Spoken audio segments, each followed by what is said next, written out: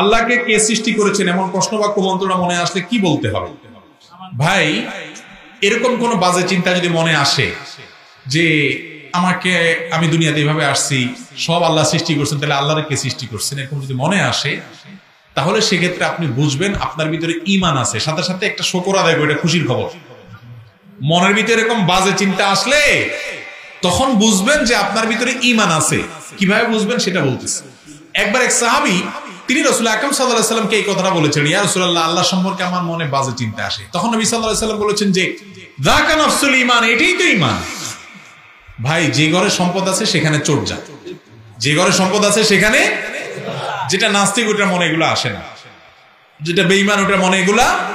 আপনি আল্লাহর প্রতি ঈমান আনছেন, দেখো যে ইবলিস ও তো বসে নাই, ও আপনার মনের ভিতরে খোঁচায়। কি করে খোঁচায়? এই কথা ঢুকায়, ওই কথা ঢুকায়, এই কথা আপনার ফুসলায়, ওই কুমন্ত্রণা দেয়, বিভিন্ন রকমের দৃষ্টাও আপনার মনের ভিতরে করে, যাতে করে আপনি বেঈমান হয়ে যান।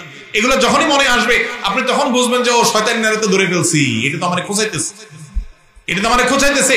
সাথে সাথে তখন বলবেন আমানতু বিল্লাহ। কি বলবেন তখন? আমানতু বিল্লাহ।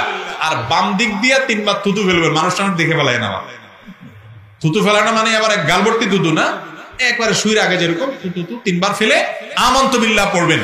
কারণ বাম দিক থেকে শয়তান মানুষকে এই কুমন্ত্রণাটা, অ্যাটাকটা করে। বুঝতে পেরেছেন? এই জন্য হাদিসে নবী সাল্লাল্লাহু আলাইহি সাল্লাম আমাদেরকে শিক্ষা দিয়েছেন আল্লাহ সম্পর্কে বাজে চিন্তা আসলে চিন্তা করবেন। এবার আসেন মূল এই প্রশ্নের উত্তরে। আল্লাহকে কে সৃষ্টি করেছেন, এই প্রশ্ন যে করতেছে তার এই প্রশ্নটার গোড়ায় ভুল। কেমনে গোড়ায় ভুল আমি বলি। আল্লাহ কি সৃষ্টি না স্রষ্টা? সৃষ্টি যে তাকে না কে সৃষ্টি করছে এই প্রশ্ন করা যায়। যে নিজেই স্রষ্টা, তার সম্পর্কে তাকে কে সৃষ্টি করেছে এটা যদি প্রশ্ন করেন, তাহলে তিনি স্রষ্টা হলেন কই? তিনি তো সৃষ্টি হয়ে গেলেন। ঠিক না? ঠিক। আল্লাহ যদি, আল্লাহর সম্পর্কে যদি আপনি মনে করেন যে আল্লাহর সৃষ্টি কে করছে, তাহলে তো আল্লাহ নিজেই সৃষ্টি হয়ে গেলেন, তার স্রষ্টা খুঁজতেছেন আপনি।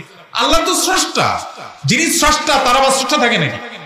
তাহলে বুঝতে হবে এটা ইবলিস চোরা আপনার মনের ভিতরে উটিস পিটিস করতেছে ঈমানটা নষ্ট করার জন্য। এটা মনে আসার সাথে সাথে আল্লাহ শুকর আদায় করবেন, আমি ঈমানদার, আমার ঘরে চোর আসছে, ইবলিস আসছে।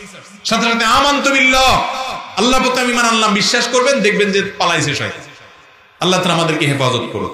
আমিন।